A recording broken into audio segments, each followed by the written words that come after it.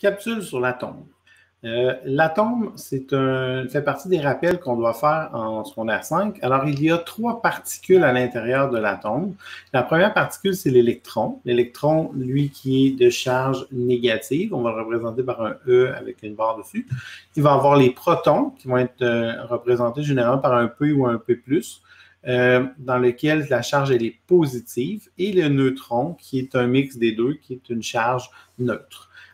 Comment on représente ça? Ben, un atome, c'est fait d'un noyau. Dans le noyau, on a les particules positives et les particules neutres. On a les protons et les électrons qui sont à l'intérieur du noyau.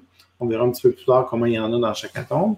Et autour, il y a des couches électroniques, donc des électrons qui sont situés, qui gravitent, si on veut, autour de notre atome. Ça, c'était le principe. Quand on regarde un atome du tableau périodique, on a par exemple le soufre, on va voir qu'il y a 2 numéros qui sont associés. Il y a le numéro en haut qui représente le numéro atomique qui va nous dire combien il y a de protons et combien il y a d'électrons dans l'atome. Le nombre de protons et le nombre d'électrons d'un atome est toujours égal parce que l'atome elle est neutre. Et en bas, je vais avoir la masse atomique qu'on appelle, et de cette façon-là, on est capable de venir calculer le nombre de neutrons en faisant la masse moins le nombre de protons, ou le numéro atomique, si on veut, et ça va nous donner le nombre de neutrons. Alors, le nombre d'en haut, le numéro atomique, et le nombre d'en bas correspond à ce qu'on appelle la masse, le nombre de masse ou la masse molaire. Dans le fond, ça dépend de ce qu'on veut faire comme calcul, et la masse molaire, elle est en grammes.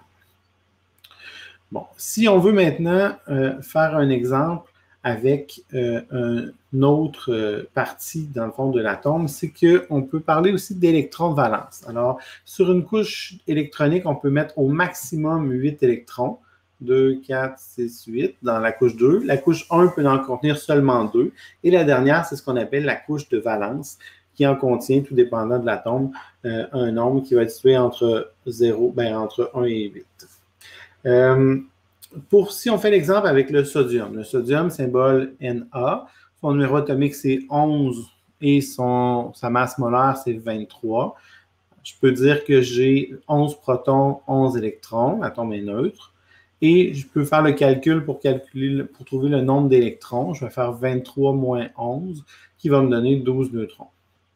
Ça, c'est sa structure à l'intérieur. Donc, ça fait partie des cellules d'apprentissage, d'être capable de nommer les constituants de l'atome, ce qui veut dire proton, neutron, électron. Si je veux représenter mon atome, bien là, à ce moment-là, je vais faire un noyau dans lequel je vais mettre mes 11 protons, 12 neutrons. Et je vais regarder dans le tableau périodique, je vais avoir 3 couches électroniques parce qu'il est dans la colonne, pas la colonne, mais la période 3. Je vais mettre 2 électrons sur la première parce que c'est le maximum, 8 sur la deuxième, je vais la remplir, et il va m'en rester 1 sur la couche de valence, je vais avoir 1 électron. L'autre possibilité qu'on peut avoir, c'est ce qu'on appelle la notation de Lewis. La notation de Lewis, c'est une autre façon de représenter l'atome. Comment on fait? C'est plus simple un peu. On prend le symbole chimique et on met juste les électrons de valence avec un point. Donc, dans le cas du sodium, ben, j'ai un seul électron de valence puisqu'il est situé dans la colonne, la colonne 1. Si je fais l'exemple du chlore, ben, le chlore, lui, va être situé dans la période, pas la période, mais la colonne 7, fait qu'il va avoir 7 électrons de valence. Parce que c'est ça, donc c'est la 7e famille. Il me donne le nombre d'électrons de valence, électrons sur la dernière couche.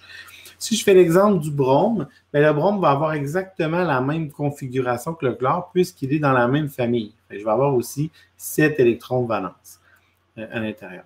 Si je prends l'oxygène, lui, il est dans la 6e famille, donc il va avoir 6 électrons de valence. Quand je veux remplir, c'est important, il faut que je mette au moins un électron sur chaque côté et je complète avec le reste. Alors lui, il a 6 électrons de valence. Alors ça, dans le fond, c'est ce qui conclut un peu la façon de faire l'atome. Donc, on est capable de nommer les constituants de l'atome qui sont protons, neutrons, électrons. On est capable de les trouver.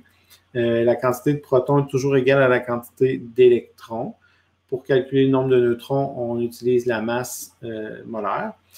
Et on est capable de représenter aussi sous 2 formes. On peut représenter sous forme de modèle avec les couches électroniques. On trouve le nombre de couches en regardant la période et on trouve le nombre d'électrons de valence en regardant la colonne.